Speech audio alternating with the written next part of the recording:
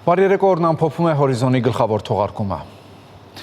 Սահմանադրության տեքստում չպետք է լինի հղում անկախության հռչակագրին, բայց որոշողը Հայաստանի Հանրապետության ժողովուրդն է, ազգային ժողովում լրագրողների հետ ունեցած շփազրույցի ընթացքում ասել է Նիկոլ Փաշինյանը։ Ի թիվս այլ հարցերի վարչապետը խոսել է նաև Հորադիս Երասխ երկաթուղային կապի սահմանազատման գործընթացի երրորդ ուժի կողմից ճանապարհ վերահսկելու մասին։ Մենք ասում ենք, որ պատրաստ ենք նույն պայմաններով, ինչ պայմաններով Իրան Իսլամական Հանրապետությունով են անցնում, նույն պայմաններով ապահովել Հայաստանի Հանրապետության տարածքով, որպեսզի ի ցույց դնենք, թե այն ընկալումը, որ մեր առաջարկած պայմանները Ադրբեջանին կարող են ընդունելի չլինել, իրականությանը չեն համապատասխանում։ Եթե նույն պայման ընդունելի է Իրանի Իսլամական Հանրապետության տարածքով անցնելու համար, ինչու պետք է ընդունելի չլինի Հայաստանի այդ հարցում դառնում նաև իրենց ձեռքին խաղակարդ ոչ մի խաղակարդ ինչքան դա խաղակարդ է այդտեղ որևէ այլ մեկնաբանության տեղ չկա նոյեմբերի 9-ի Երակոմ հայտարարության 9-րդ կետում չկա մի բան որից ենթադրվում է որ Հայաստանի տարածքային ամբողջականությունը ինքնիշխանությունը իրավազորությունը պիտի որևէ ձևով նսեմացվի այնտեղ չկա մի բան որ երրորդ ուժ պետքա մեր երկրի տարածքում ներկայություն ունենա եւ ներողություն կասեմ հեսա եւ այնտեղ հստակ փոխադարձության սկզբունքը արձանագրված այս առաջինը վերահսկողությունը ըստ էության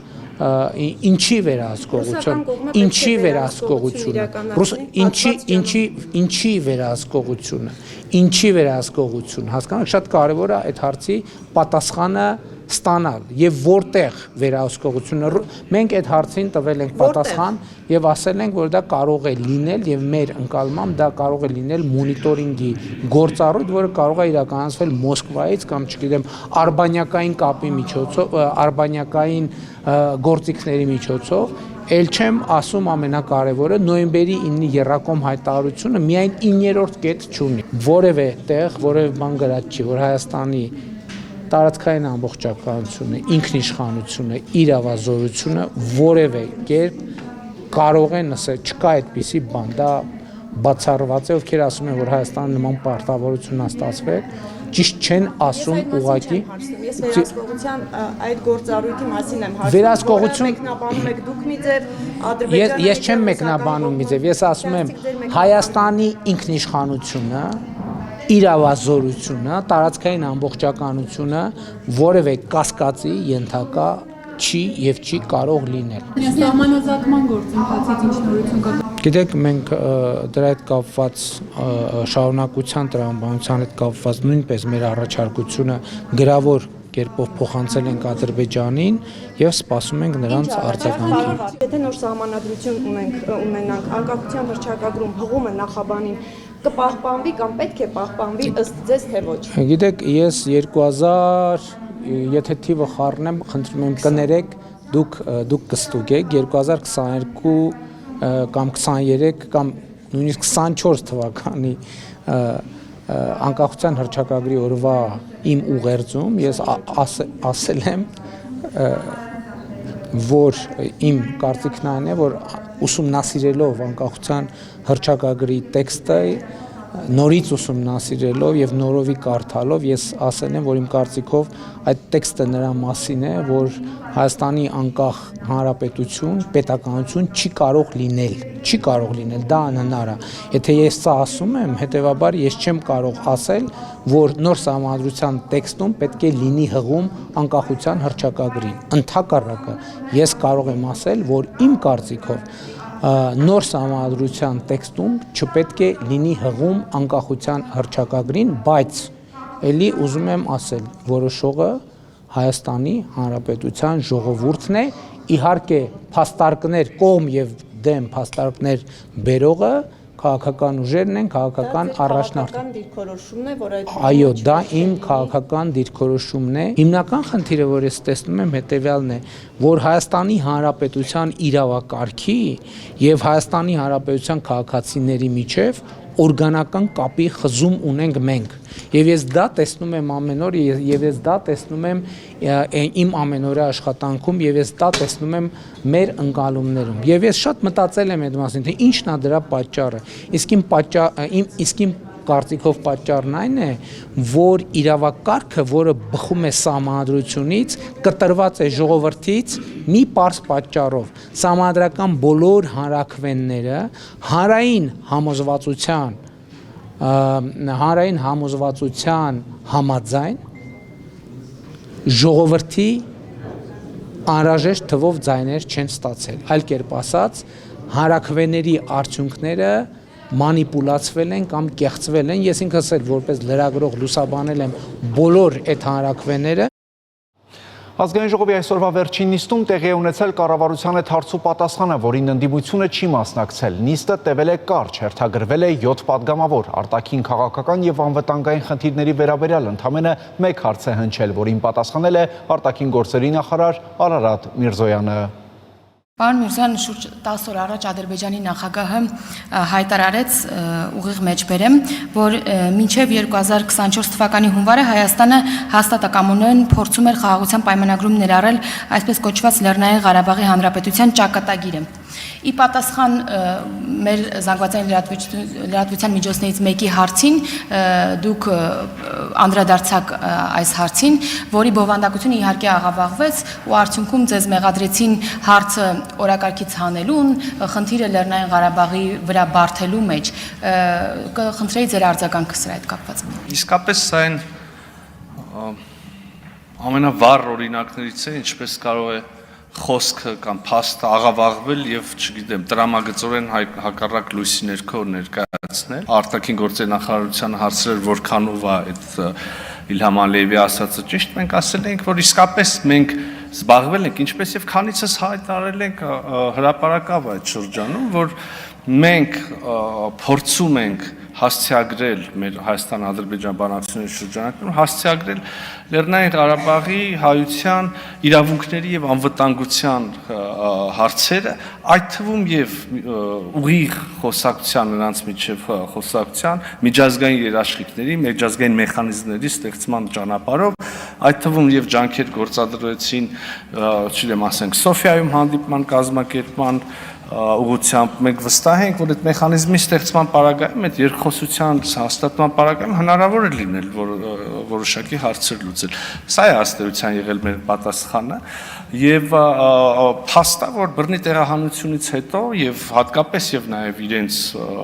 ինքնալուծարման վերաբերյալ այդ հանրահայտ փաստաթղթից հրճակումից հետո դա այդ օրակարգը այլևս չի կարող շարունակվել այն պարզ պատճառով, որ այդտեղ մարդ չի ապրում, հայություն չկա, որ իրավունքների մասին խոսենք։ Սա է եղել արտաքին գործերի նախարարության արձագանքը եւ զարմանալիորեն ստացվեց ինչ, իրենց հատուկ, իրենց դիապետության տակ եղած աֆիլացված մեդիա ռեսուրսների միջոցով սկսեցին ասել, որ մենք ենք անել հարցը օրակարգից։ Ես կրկնում եմ, այս կառավարությունը վարչապետ Փաշինյանի գլխավորությամբ արել է ամեն ինչ, որպեսզի այդ մարդկանց իրավունքների եւ անվտանգության հարցը որևէ կերպ հասցեագրվի եւ հիմա մեղադրել մեզ այդ հարցը օրակարգից հանելու այն պայմաններում, երբ մենք այս մասին խոսում էինք, մեզ մեղադրում, երբ որ ասում էինք, որ նշաձողը իջեցնել է պետք եւ այդ դեպքում մենք կարող ենք խոսակցություն ունենալ, մեզ էլի մեղադրում էին դավաճանության մեջ, մեզ էլի մեղադրում էին, չգիտեմ, հողեր ծախելու մեջ եւ այլն։ Շատ լավ կներ, որ հիմա ստեղ լինեին ձեր ընդդիմադիր գործընկերները եւ այս խոսակցությունը իրանց հետ գնար, բայց ոնց հասկանում եմ կռվել եք երևի էլի նեղացել գնացել են։ Շատ բարի դրացիական մթնոլորտում գնացել են, չեն կռվել։ Չգիտեմ ինչ է։ Դե ասածս ինչ է, այսինքն իրենք որևէ կերպ հրաժարվում էին մասնակցել այդ խոսակցությանը, այդ թվում եւ այստեղ նստած մարդկանց դրդմամբ։ Հանրահայտ չի, որ Լեռնային Ղարաբաղը մերժեց օրինակ մասնակցել Սոֆիայի հանդիպմանը։ Հիմա մեզնից ի՞նչ են ուզում։ Այսինքն ու ձեռ են առնում, ես չեմ հասկանում։ Այս հարցերի պատասխանը լրջորեն պիտի տրվի վերջը, թե չէ։ Ինչքան կարելի է անընդհատ իրանց եղած նույն թերթերի միջոցով ասել Ղարաբաղը հանձնեցին։ Հիմա գիտեք ինչ են ասում, ասեն Ղարաբաղը բանը Հայաստանի կառավարությունը լուծարեց։ Լավ, այդքան կարճ է մարդկանց հիշողությունը, ում են հիմարի տեղ դնում։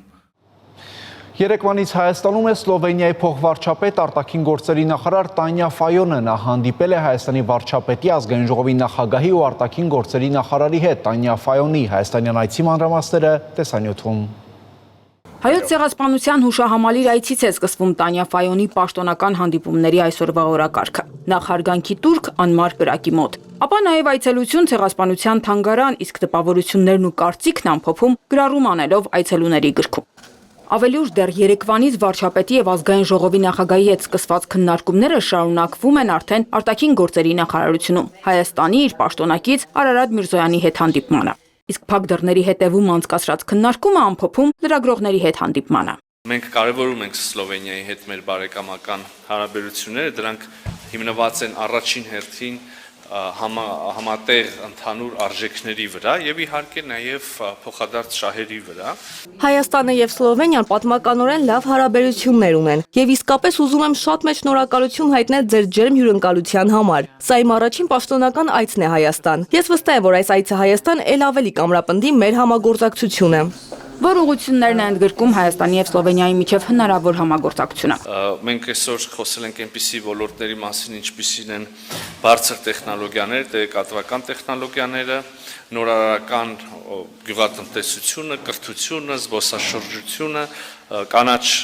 էներգիան, դեղագործությունը, բազմաթիվ այլ փոխադարձ հետաքրքրություն ներկայացնող ոլորտներ։ Իհարկե թիրախ է, կարևոր թիրախ է առևտրաշրջանառության ծավալների մեծացումը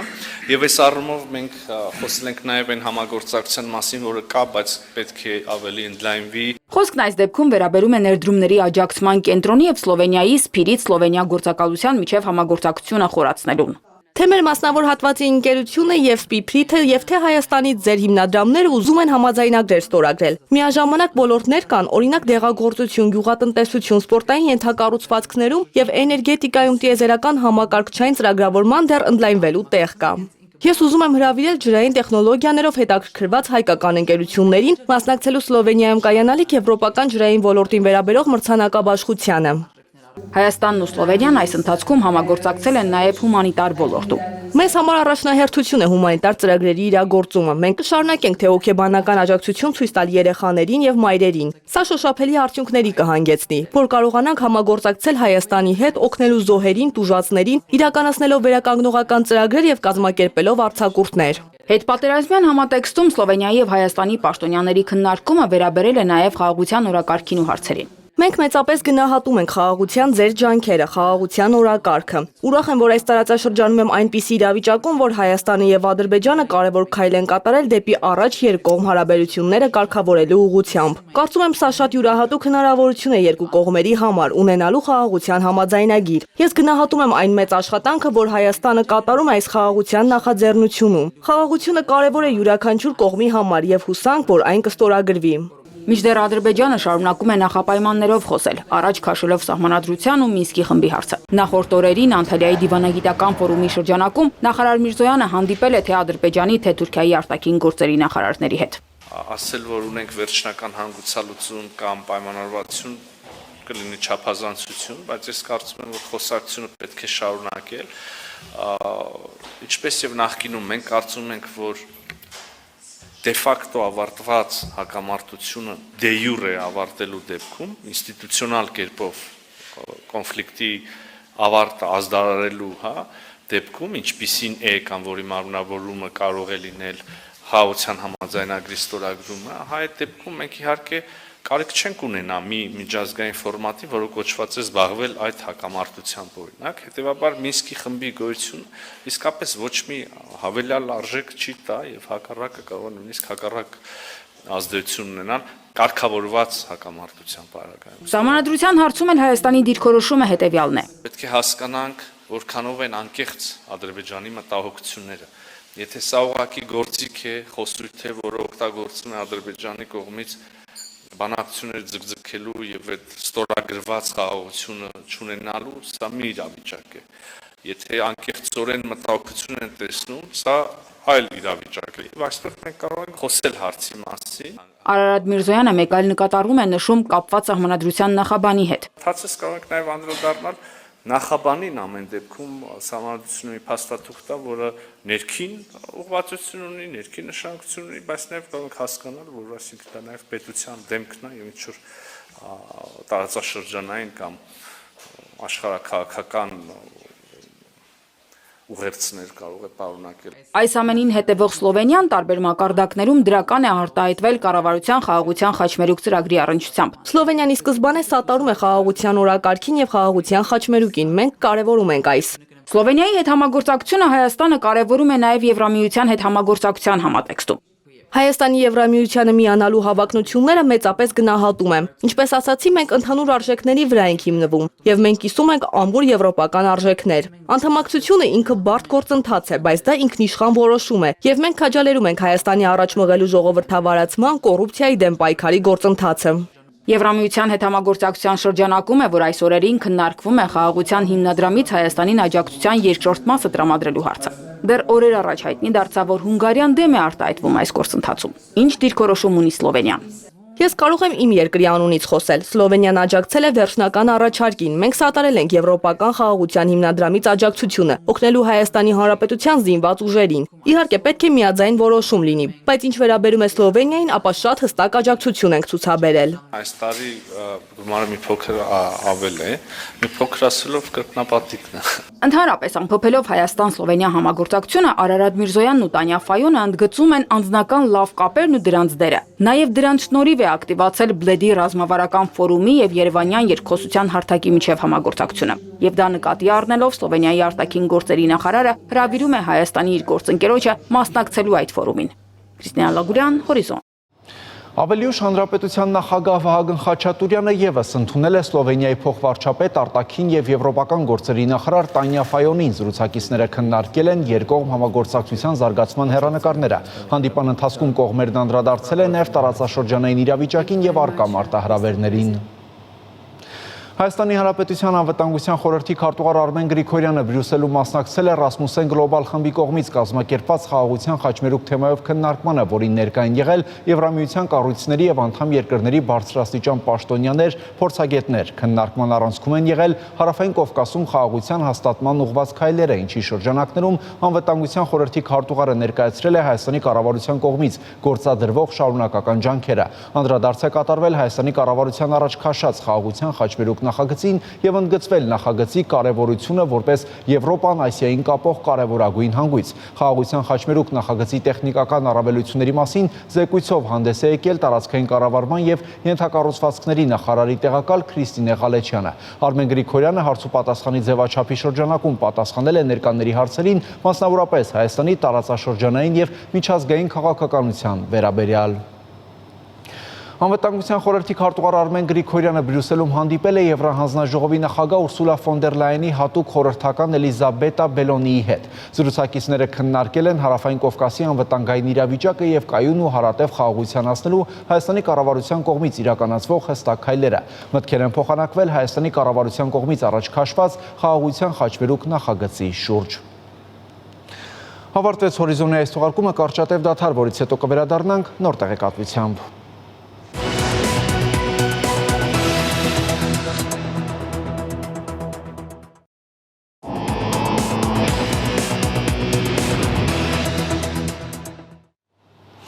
Մենք վերադարձանք, Հորիզոնը շարունակում է աշխատանքը։ Վարչապետ Նիկոլ Փաշինյանը ներքին գործերի նախարար Արփինե Սարգսյանի ուղեկցությամբ այցելել է Պարեկային ծառայության եւ օպերատիվ կառավարման նորակառույց կենտրոնի վարչական համալիր։ Նիկոլ Փաշինյանին ներկայացվել է Պարեկային ծառայության նոր էլեկտրամոբիլների տեխնիկական հագեցվածությունն ու հնարավորությունները։ Վարչապետը ծանոթացել է վարչական վարույթի իրականացման բաժնում տեղակայված քաղաքացիների ընդունելության սենյակների, ինչպես նաեւ գումարտակների շենքային պայմաններին։ Վարչապետ Փաշինյանն այցելել է նաեւ Զինանոց, Հրաձգարան մարզասրահ։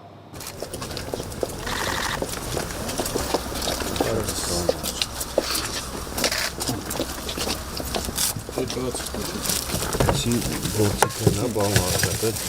մորջ, պետության հարցաշորդ, 8-ից 22 համարյա։ Սա ինչ է։ Ոզդուկ։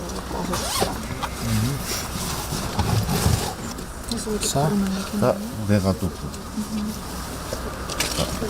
Գրակ մարիչն է։ ու հիմա պլանշետ մի հատ ուրիշ ներսում է արդեն ու իր կապի միջոցն այո, ռադիկալ։ Այդպես։ Բոլորը նմանական կարգավորումներ են։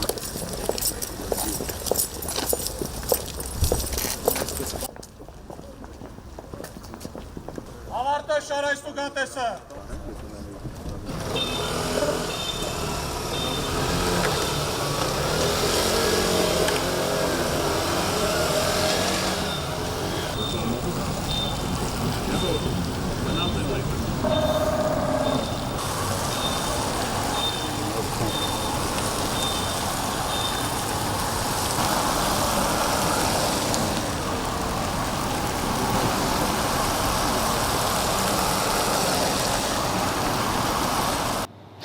Վարչապետ Նիկոլ Փաշինյանը ներքին գործերի նախարարությունում մասնակցել է ոստիկանության 107-րդ տարեդարձին նվիրված կոլեգիայի հանդիսավոր նիստին։ Մինչ նիստը Նիկոլ Փաշինյանը եւ ներքին գործերի նախարար Արփինե Սարգսյանը ծաղիկներ են խոնարհել ոստիկանության շենքի բակում տեղադրված հուշատախտակին եւ հարգանքի տուրք մատուցել հանուն հայրենիքի կյանքը նվիրաբերած ոստիկանների հիշատակին։ Կոլեգիայի նիստում վարչապետը հանդես է եկել ելույթով շնորհավորել ոստիկանության բոլոր ծառայողներին տարեդարձի առթիվ, շնորհակալություն հայտնել նրանց ծառայության համար։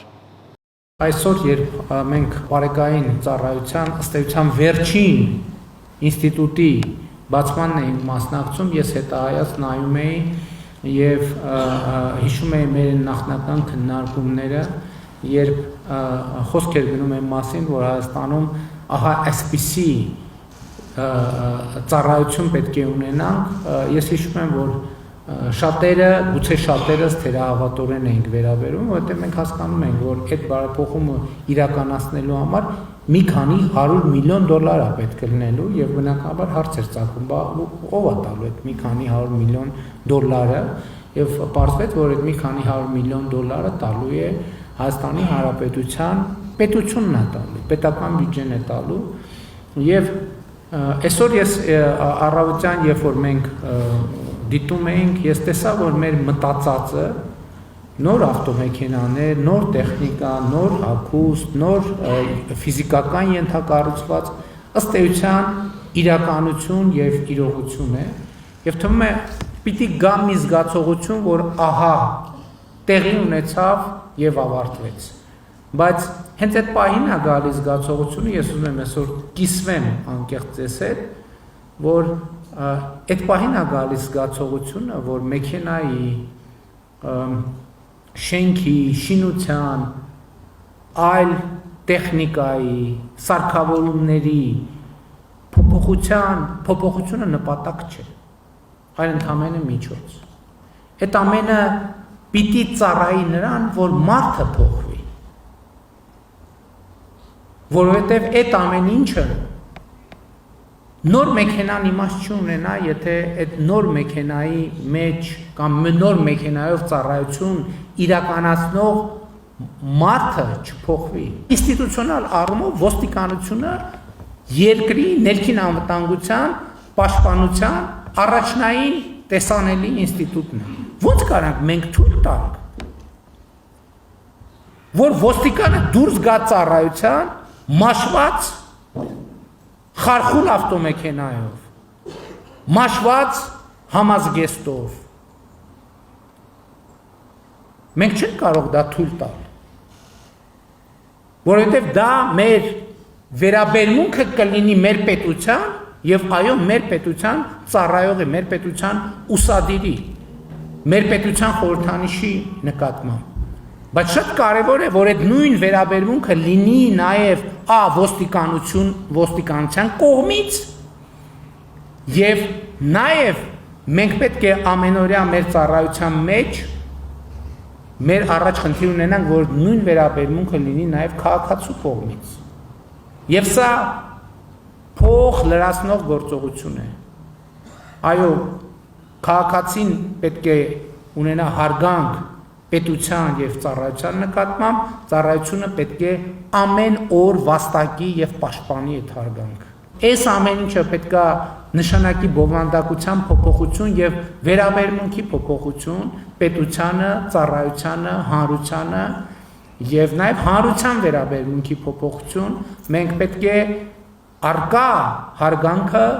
ամեն օրվա մեր աշխատանքով, որ այն հարգանքը, որ ունի ոստիկանությունը, ամեն օրվա մեր աշխատանքով պետք է ավելացնենք։ Ոստիկանության օրվա առթիվ օրինականության եւ հասարակական կարգի պահպանության գործում ներդրած ավանդի, ինչպես նաեւ ծառայողական պարտականությունները կատարելիս ցուցաբերած նվիրումի եւ մասնագիտական բարձր պատրաստվածության համար Հայաստանի ներքին գործերի նախարարության մի խումբ ծառայողներ պարգևատրվել են վարչապետի հուշամեդալով եւ շնորհակալագրով։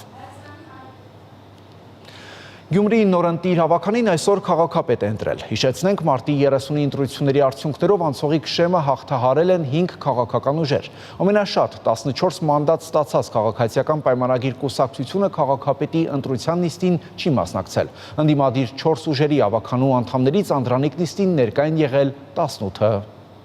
Քաղաքապետարանի շենքի մուտքն ու նիստերի դահլիճը լեփ-լեցուն էին։ Բոլորը սպասում էին կարևոր իրադարձությանը։ Նորընտիր ավականու նիստը օրենքով սահմանված կարգով արեց ամենատարեց ավականու անդամը, Հայաստանի կոմունիստական կուսակցության թեկնածու Վարդան Ղուկասյանը։ Նրա առաջարկով էլ նիստը սկսվեց տերունական աղոթքով։ Հայր մեր, որ հերկինքս ես Սուրբ Եղիցի անուն քո, եկես սե արկայություն քո, Եղիցին կամ քո որպես երկինս եւ երկրի։ 9-րդ գումարման առաջին նիստը բոյկոտել էր ամենաշատ 14 մանդատ ստացած քաղաքացիական պայմանագիր կուսակցությունը։ Իշխող քաղաքական ուժի ավականու անդամ Սարիկ Մինասյանն ավելի վաղ Facebook-յան իր էջում գրառումով հայտնել էր, որ քաղաքացիական պայմանագիրը նորընտիր ավականու առաջին նիստին չի մասնակցելու, նշելով, որ կառավարումը դատապարտված է ձախողման, ճգնաժամն անխուսափելի է եւ պետք է գնալ արտահերթ ընտրությունների։ Առաջին նիստում քվորումն ապահովված էր, ներկա էին ընդդիմադիր 4 ուժերի ավականու 18 անդամները, բացակա էր մեկը մեր քաղաքադաշինքից։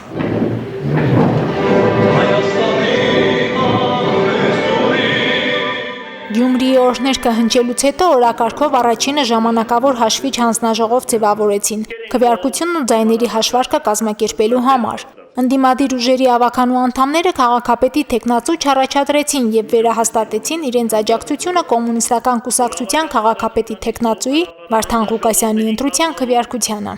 Մենք տեր ենք կանգնում մեր այդ խոստմանը եւ հավատարիմ ենք մնում մեր սկզբունքներին եւ այսօր չառաջադրելով քաղաքապետի թեկնածու քվեարկելու ենք ընդդիմադիր դաշտում առավելագույն ձայներ ստացած քաղաքական ուժի օգտին։ Մենք նույնպես քաղաքապետի թեկնածու չենք առաջադրելու եւ առաջնորդվելու ենք մարտի 31-ին առավոտյան իմ արված հրապարակման մեջ տեղ գտած հայտարարություններով, այսինքն մեր քվեներով ապահովելու ենք ընդդիմադիր քաղաքապետի թեկնածուի ընտրությունը, որովհետև վստահորեն պնդում ենք, որ դա է պահանջում այսօր պետության առավելագույն շահը։ Մեր քաղաքադաշինքը հավատարիմ է մնում իր տարած հայտարարությանը, մենք թեկնածու չենք առաջադրում եւ պարտադիր քվեարկելու ենք ընդդիմության միասնական թեկնածուին։ Ընդդիմության միասնական թեկնածու Վարդան Ղուկասյանը առաջադրվելուց հետո ելույթում հայտարարեց, որ ընտրվելու դեպքում համերաշխ աշխատելու է ավականու բոլոր խմբակցությունների հետ։ Եվ մի բան գիտեմ, որ որտեղ գրելու ենք ամենակարևորը համերաշխությամբ, խաղաղությամբ, կառուցողական հիմք ընդունելով հավատքը եւ հայրենիքը։ Հետո կես ժամանոց ընդմիջում հայտարարվեց քվեաթերթիկի ձևանմուշները հաստատելու եւ քվեարկություն անցկացնելու համար։ Քվեարկությունը բաց էր ու տեսանելի բոլորին։ Եվս 10 րոպեանոց ընդմիջումից հետո հանձնաժողովը վերադարձավ քվեարկության արդյունքներին ամփոփած։ Ամփոփելուց հետո պարզվեց, որ 18 մասնակիցներից 18-ը կողմ է քվեարկել Վարդան Ղուկասյանի տեխնոլոգիանը 0 դեմ։ 13 տարի անց եւ 5-րդ անգամ Վարդան Ղուկասյանը ընտրվեց Գյումրիի քաղաքապետ, վերադառնալով այն քաղաքապետարանի շենք, որը կառուցվել է իր ղեկավարման տարիներին։ Լսելու ենք բոլորին, ոչ միայն տեխնազուներին։ Եթե քաղաքում որևիցե մեկը խմբակցություններ կլինեն, ես չգիտեմ, հասարակական կազմակերպություններ կլինեն, որոնք իշա քաղաքի կներկայացնեն ծրագրեր, մենք անպայման պետք է քննարկենք։ Դա չի նշանակում, որ իմ ծրագիրը դոգմա է։ Կտեսնեք, որ համերաշխությամբ, ճշմարտությամբ, զգաստությամբ կանցկացնենք այս ամեն ինչը։ Ու բյուջեն ավելացնելու ենք, խոսք եմ տալիս կտեսնենք։ Նորընտիր քաղաքապետը երթմնակալության արարողությունից հետո, որը տեղի է ունենալու ապրիլի 19-ին, անցնելու է իր լիազորությունների կատարմանը։ Առաջինը կարգավորելու է քաղաքապետարանի կադրային հարցերը։ Կրճատումներից առայժմ չի խոսում, բայց նշում է, որ ինքն է ընտրելու այն թիմը, ում հետ պատրաստվում է աշխատել։ Ուրեմն առաջի քայլը լինելու է կադրային քայլը, թե ում հետ ենք աշխատելու, եւ բացի դրանից երկրորդ քայլը նորից համատեղ, այդպես ասեմ, պետք է անպայման տեխնազուներին հրավիրեմ ինձ քննարկելու բոլորի ծրագրերը։ Եվ վերջում ընդհանուր հայտարարի գալուց հետո, ուրեմն անցնելու ենք մեր ծրագրերի իրականացմանը։ Օրինակ կոնկրետ աշխատավարձերի բարձրացման հարցն եմ բարձրացնելու եւ դրա լուծումները, թե ոնց ենք գտնելու, բյուջեն ոնց ենք ավելացնելու, որ կարողանանք մարդկանց աշխատավարձը բարձրացնենք։ Ուրեմն ես գիտեմ, դա ինչ սկզբունքով պիտի անենք, ոնց պիտի անենք եւ որտեղից պետք է բյուջեն ավելացնենք։ Վարդան Ղուկասյանն ավելի վաղ էր հայտարարել, որ քաղաքապետի առաջին տեղակալ է նշանակելու իր փեսային կուսակցության ցուցակի երկրորդ համարին Ավետիս Առաքելյանին, իսկ ով է լինելու քաղաքապետի մյուս տեղակալը առայժմ քննարկումների փուլում է։ Գյումրիի նորընտիր ավականու հաջորդ նիստը նշանակված է մայիսի 2-ին։ Մարինե Տերբինյան, Արտյոմ Խաչատրյան, Հորիզոն։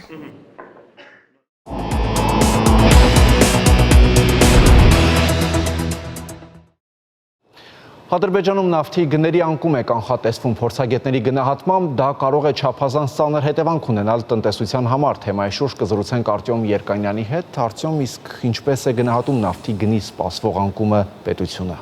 Այսօր Ադրբեջանի էկոնոմիկայի եւ ֆինանսների նախարարությունները պաշտոնապես հրապարակել են իրենց կանխատեսումը նավթի գների վերաբերյալ եւ այդ կանխատեսումը այսինքն հաշվի առնվելու պետական բյուջեն ձևավորելիս։ Եվ այդ կանխատեսման համաձայն 26 թվականին նավթի 1 բարելի գինը պետք է տատանվի $65 մոտ։ Եվ ըստ կանխատեսման այդ նույն գինը կպահպանվի առնվազն մինչև 29 թվականը։ Անկախ փորձագետները համարում են այս լավատեսությունը բոլորովին անհիմն, հիշեցնելով, որ Դոնալդ Թրամփը ստանձնելով պաշտոնը խոստացել էր, որ անելու է ամեն ինչ, որպեսզի նավթի գինը չլինի ավելին, քան $50 1 բարելի համար։ Իսկ այլ անկախ փորձագետները ավելի ցածր գին են կանխատեսում։ Օրինակ Goldman Sachs փորձագիտական խմբի մեկնաբանները, վերլուծաբանները հաշվարկել են եւ եկել են եզրակացության, որ նավթի գինը կարող է ընկնել մինչեւ $40 1 բարելի համար։ Նշեմ, որ ներկայիս այս տարվա բյուջեի մեջ Ադրբեջանում նավթի գինը կանխատեսվում էր $70, մինչդեռ իրական գինը այժմ շատ ավելի ցածր է։ Brent տեսակի նավթի բարելը այժմ վաճառվում է $64, իսկ Azeri Light տեսակի նավթը $61, ինչի արդյունքում ադրբեջանական տնտեսությունը արդեն եկամուտների պակաս է նկատում։ Քանի որ այս առևտրային պատերազմները գլոբալ շարունակվում են եւ դեռ շարունակվելու են, փորձագետները կանխատեսում են, որ լինելու է ընդհանրապես միջազգային առևտրի մասշտաբների ծավալների նվազում եւ արդյունքում կլինի նաեւ նավթի եւ գազի պահանջարկի անկում եւ որպես հետևանք էներգառեսուրսների գների իջեցում։ Արտյոմ, Ադրբեջանը մեծ կախում ունի նավթի արտահանումից, կարծում եմ երկրի տնտեսության համար դա անհետևանք չի մնա։ Ադրբեջանի արտահանման ծավալների 80%-ը ուղղակիորեն կապված է նավթի հետ։ Կարող ենք պատկերացնել ինչ հետևանքներ կարող են լինել։ Ընդ որում հետաքրքիր է, որ նվազում է ոչ միայն նավթի միջազգային գինը, այլ նաև նավթի արդյունահանման ծավալը հենց Ադրբեջանում։ Օրինակ, վերջին 1 տարվա ընթացքում Ադրբեջանը 6%-ով նվազեցրել է նավթի եւ գազային կոնդենսատի արտահանման ծավալը։ Այսինքն արդյունահանում է նույնիսկ ավելի քիչ, քան թույլ է տվել Ադրբեջանին արդյունահանել OPEC+-ով նախատեսված կվոտան։ Եվ Gardon Tracker վերլուծական խումբը հաշվարկել է եւ դասել է Ադրբեջանին այն պետությունների խմբին, որոնք ամենաշատը կտուժեն նավթի գների անկումից։ Հաշվարկի արդյունքում պարզվել է, որ Ադրբեջանից ավելի շատ կտուժի միայն Անգոլան, այսինքն երկրորդ տեղում է լինելու Ադրբեջանը։ Ընդ որում հատկանշական է, որ նավթի գների անկման հետ զուգահեռ իջնում է նաև ադրբեջանական արտահանման նույնպես այլ մեծ ծավալ ներկայացնող օրինակ բամբակի գինը։ Միջազգային շուկայում բամբակը նույնպես էժանանում է։ Իսկ ինչ չափի կորուստներ կարող է ունենալ ադրբեջանական տնտեսությունը։ Ադրբեջանցի ընդդիմադիր տնտեսագետ Նաթիկ Ջաֆարլին հայտարարել է, որ այս հետևանքները պետք է տագնապի պատճառ դառնան, տագնապ բառը մեջբերում է, եւ նա հաշվարկել է, որ եթե նավթը ընդամենը $1 էժանանա, տարվա արդյունքում Ադրբեջանը կկորցնի օրական $500,000 Եթե տարվա վերջում գինը լինի $65, Ադրբեջանը օրական կորցնելու է $2.5 միլիոն, ամսական $75 միլիոն, տարեկան $1 միլիարդ։ Եթե լինի այնպես, ինչպես Տրամփն է կանխատեսում, այսինքն $50 բարելի համար, Ադրբեջանը տարեկան կկորցնի $4 միլիարդ, այսինքն մոտավորապես այնքան, ինչքան Ադրբեջանի ռազմական բյուջեն է հիմա։ Եթե լինի այնպես, ինչպես կանխատեսում է Golden Sachs-ը, այսինքն $40 բարելի համար, Ադրբեջանը կկորցնի $6 միլիարդ տարեկան։ Այսինքն նույնիսկ Ադրբեջանի պես պետության համար դա շատ եւ շատ տպավորիչ թվեր են։ Եվ պարզ է, որ ստեղծված պայմաններում Ադրբեջանին շատ եւ շատ դժվար կլինի կատարել բյուջետային պարտավորությունները եւ դա սոցիալական բնույթի հետևանքներ իհարկե կունենա։ Արդյոք ինչ կարող է ձեռնարկել Ալիևի վարչակազմը բացասական հետևանքները մեղմելու համար եւ հետաքրքիր է թե դա ինչ ազդեցություն կունենա մեզ վրա։ Դե իշխանամետ փորձագետները հանգստացնում են հանրությանը, հիշեցնելով, որ Ադրբեջանը ունի այդ նավթային պետական հիմնադրամ, ուր կուտակվել է գրեթե $60 միլիարդ եւ որից հնարավոր է պետբյուջե տրանսֆերներ ուղարկել։ Դրանով ինչ որ չափով մեղմել սոցիալական բացասական հետևանքները։ Մեզ վրա ինչպես դա կազդի։ Մի կողմից կարող է դրական ազդեցություն ունենալ, այսինքն պարզ է, որ երբ նավթի գները անկնում են, դժվար է պատերազմներ վարել եւ քանի որ եկամուտներն են զգալիորեն նվազում։ Այսինքն կարող է սպառազինության մրցավազքից Ադրբեջանը հրաժարվել արդյունքում, բայց կարող է նաև հակառակ էֆեկտ ունենալ։ Ալիևը շատ է սիրում, երբ սովածները հրապարակ են դուրս գալիս կամ իրենց հրապարակ դուրս գալի վտանգ է առաջանում, նա շեղում է ուշադրությունը արտաքին վտանգ հորինելով։ Կարող է նման բան տեղի ունենալ նաև այս անգամ, այսինքն արտաքին թշնամու վտանգ հորինելով Հայաստանի հետ նոր ռազմական ինչ-որ էսկալացիա հրահրելով փորձել շեղել սովածների ուշադրությունը։ Շնորհակալություն Արսեն։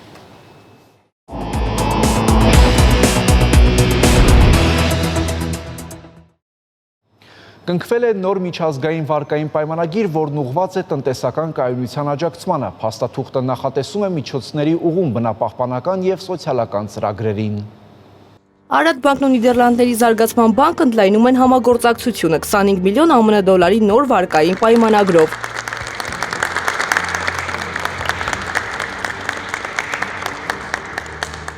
FMO-ի եւ Արարատ բանկի միջև ամուր եւ հաջողված գործընկերությունը մեկնարկել է դեռ 2014 թվականից։ Այս քայլը ոչ միայն շարունակությունն է տարիներով ձևավորված վստահության, այլև կարևոր ներդրում է Հայաստանում կայուն զարգացման խթանման գործում։ Մոտ մի 40%-ը կուղղվի կանաչ վարկավորմանը եւ 60%-ը կուղղվի սոցիալական անհավասարությունները հաղթահարող ծրագրերի իրականացմանը։ Մենք շատ գոհ ենք ծրագրի արդյունքներից, հակառակ դեպքում 10 տարի շարունակ վարկային միջոցներ չէինք ուղղի Արարատ բանկին։ Մենք ուսումնասիրել ենք նաև նախորդ տարիների արդյունքները, դրանք իսկապես նպատակային են ծախսվել։ Մենք նախատեսում ենք հաջորդ տարի ավելի շատ ֆինանսական միջոցներ տրամադրել Արարատ բանկին։ Ես կարծում եմ, քանի որ Հայաստանի տնտեսությունն աճում է, զարգանում է, կավելանա ֆինանսների նկատմամբ պահանջարկը եւ մենք հույս ունենք, որ կկարողանանք աջակցել Հայաստանի Հանրապետության տնտեսությանը։ Հուսով եմ, որ առաջիկայում կկարողանանք կրկին բազմաթիվ գործարքներ կնքել Արարատ բանկի հետ, քանի որ այն մեր հուսալի գործընկերներից է։ FMO-ի հետ արդեն մեր համագործակցությունը 10 տարուց ավել, ըստ էության խարսված է արդեն լավագույն ավանդույթների հիման վրա եւ այստեղ ոչ միայն ֆինանսական աջակցություն է, այլ նաեւ տեխնիկական աջակցություն, մասնագիտական առումով մեր աշխատակիցների վերապատրաստում, ավելի հարցերին ճկուն մոտենալու եւ ըստ էության մենք պատրաստում ենք ծրագրերի իրականացումը եւ վարկառունների եւ աշխատակիցներին, որպիսի բոլորս միասին կարողանանք հաջողել։ Մինչ օրս Արարատ բանկը ներգրավել է ավելի քան 100 միլիոն ԱՄՆ դոլար FMO-ից, ամրապնդելով իր դիրքը որպես հուսալի ֆինանսական գործընկեր Հայաստանի բիզնես միջավայրում։ Լիպստիմե Ավակյան, Լևոն Խաչատրյան, Հորիզոն։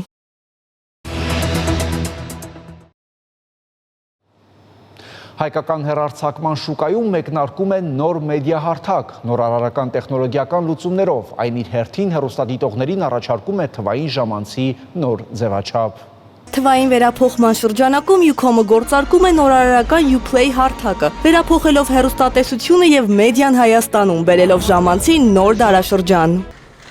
Ucom-ի նոր հարթակը ստեղծվել է գլոբալ առաջատար MediaKind-ի հետ, ժամանակակից ու պարզ ինտերֆեյս։ Եթե դիտելիս մի պահ կանգ եք առել, շարունակական դիտում ֆունկցիայով տեսանյութը կարող եք շարունակել ճիշտ տեղից, անկախ սարքից։ Մեկ օգտահաշվով մինչև 5 սարք օգտվելու հնարավորությունն էլ հարմար է ամբողջ ընտանիքի համար։ Իդեպ Uplay-ը հասանելի կլինի նաև գործող բաժանորդներին։ Ucom-ի